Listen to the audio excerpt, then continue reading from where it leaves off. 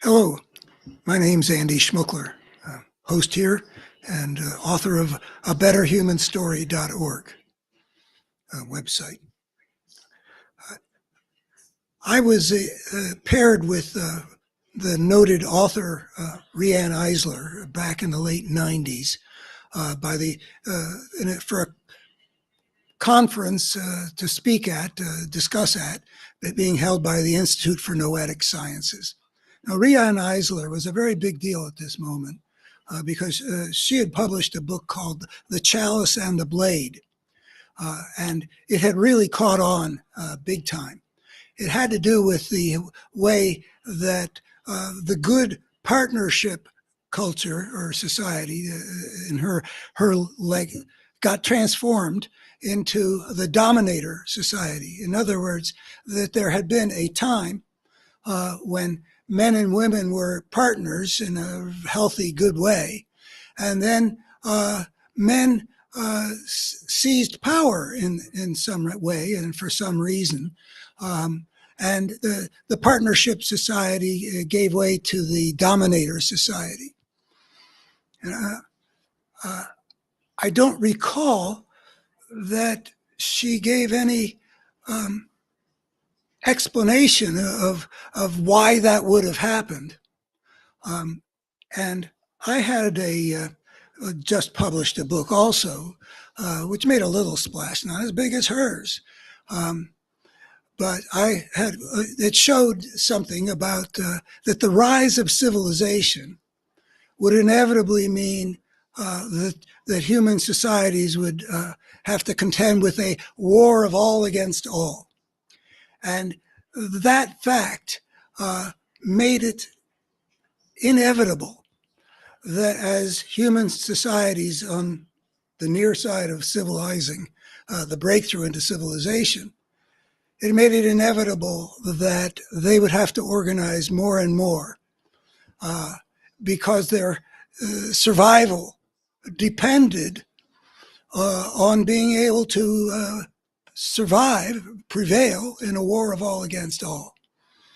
And archaeologists have found that there are sort of a maternal and fertility and natural processes kinds of phrases in early phases of a civilization, and how they then, at least in two areas, if I recall, you can see a transition to recognizing the foreign military threat as essential to their survival. So they went from an agricultural emphasis on can we get enough out of the earth so we can survive. They went to are we going to be able to prevail in this war of all against all, which meant that the warrior was going to become more important, bigger, and more influential because everybody would depend upon them. The greater the threat grew in the world.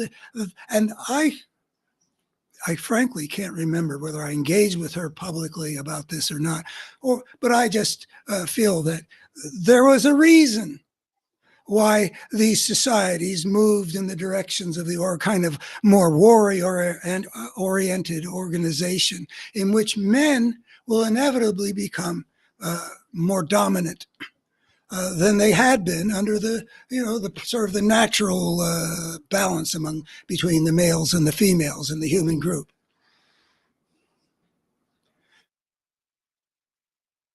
There's also an evolutionary pattern you can see with other primates. This is to establish that the males are naturally going to be the protectors. And when hunter-gatherers had to be protectors, that was a much more controllable passing, not so chronic as the danger that we're threatened by as soon as we enter the war of all against all. So you can see in primate groups that if the group is being threatened, a leopard, the males will go through forward to confront the danger. there are a variety of ways of seeing that biological evolution in creatures like us find the male more dispensable in terms of what's the best strategy to get your group's DNA off into the future. Well, and if the threat goes from the occasional leopard to a chronic state of warfare, you're going to have men being more important because external threat to protect the group from has become a more central part of the reality. So it wasn't just something that men up and did. We're all victims of this thing. The relationships between men and women get screwed up inevitably because the role of the protector, the warrior, inevitably gets magnified, gets stronger. And then there's a second dimension to it, which is in order to make good warriors, a society has to get its males into a particular kind of state where they're good at being fierce and combative, and they don't get swayed by their being. They're not willing to be weak, and they don't want to acknowledge their vulnerabilities. I got a taste of this playing football in high school and being coached by Marines. You teach football players and you teach warriors not to feel pain, not to be afraid, not to back down, not to be weak in any way. Playing football in Minnesota in the 60s, early 60s. And I've got something called Raynaud's syndrome, which means my hands readily get really cold. And they get so cold from lack of circulation with this Raynaud's syndrome that I could hardly pick up a football if it was fumbled right in front of me. So I asked my coach, what could I was playing defense at this point. I was a backup quarterback too, but this is what got to do with, I couldn't even pick up the football. Coach, could I wear gloves, please? And he says to me, my Marine sergeant football coach says, "Sure, Andrew, why don't you wear lace gloves?" And dripping with contempt because he had connected me with the female. And that's part of the roots of misogyny also, is that that the female in a warrior culture tends to be the recipient of the parts of the self that the warrior toughening culture requires a man to ignore and to deny: the vulnerability, the weakness, the fear. You don't want your warriors showing any of those things when you're embattled there, where all of us are vulnerable. All of us are afraid of being struck down. We don't want anybody so much in the grip of fear that they don't do their part to keep the rest of us alive. So we get socialized as males in certain ways. And that contempt that the football coach had conveyed an attitude about the female. Not only was I going to get lace gloves, and not very manly that, but also contempt for the delicacy of the female,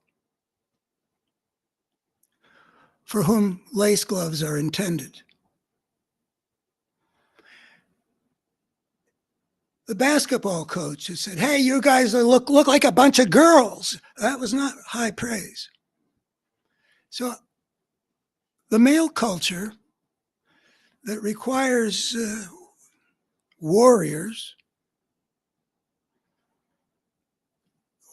will tend to be include training men not to be integrated, to have aspects of themselves that they deny, that they have contempt for, and that they project onto the female. And you know, the culture did that. I grew up in the 50s. I had no idea that females were capable of the athletic things they are. All the women in the old movies that faint. Women are not nearly as weak, but men had a need to see them as this and that and the other thing. And all the things that went along with it brought with it elements that were misogynistic. So the way soldiers and police and athletes and people of that kind of warrior culture regard women has a lot of misogyny in it, I believe, that comes from that kind of being trained to deny parts of themselves, to have contempt for weakness, for example, and then to keep women in a position where they're weaker than they need to be. They don't need to be weak. We've seen how strong women can be. We hadn't seen that back when the culture was training men to see them as less capable than they were, less strong than they were, less capable of wisdom and good intelligence than they were.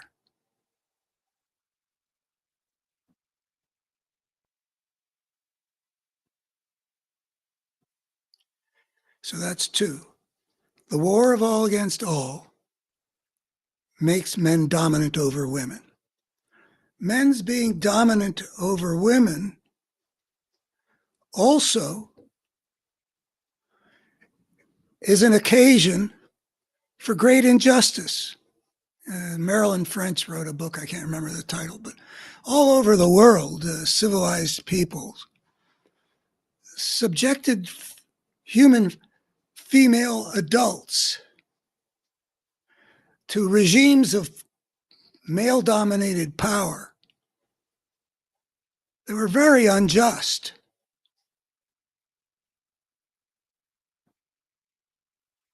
I don't believe it's productive to blame men for it. This is the dynamics of what it means to break through into civilization, that we're going to end up with warriors not necessarily shaped the way a human being altogether should be shaped. Relating to women in a way which is not sufficiently respectful, not sufficiently compassionate, not sufficiently loving in some cases. And one of the other things that I think follows from this, another root of misogyny, and this is purely speculative on my part. I don't know what mothering has been like cross-culturally through the centuries, but I've done a lot of work on sort of the dynamics of how things go in the world. And what I understand of how women have been treated, from China to Spain to England to Africa,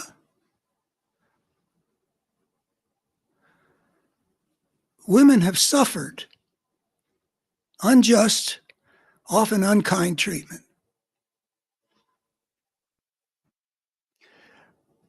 My studies about how that kind of thing works is that people who are injured in ways that women surely were being injured by that treatment end up with brokenness inside, unless they're really good at sort of healing themselves in some whole ways. But, you get struck by a force of brokenness, as women have been all over the world, like the what's it called, patriarchy. And you'll get broken in some ways. And from what I've been able to see is that when people are broken in some ways, the effect of that is that what they put out into the world will be broken in some way that corresponds with that. So then I ask myself, well, if all these women through the cultures and across the planet and centuries and all that have been mistreated in this ways, and the mistreatment of those kinds have inevitable effects to make people more broken, how has that influenced how they've been as mothers? I mean, we're talking about the people who are the mothers of the men who are going to grow up to be part of the misogyny. Well, I've wondered about this, and again, this is just my speculation. It seems to me that if women are being mistreated by men, and they were, that as they bring up their sons, there will be a fair frequency of boys being brought up in which they are the recipients of anger and hurt that can't be expressed in the power relationship to the man who has inflicted pain on her.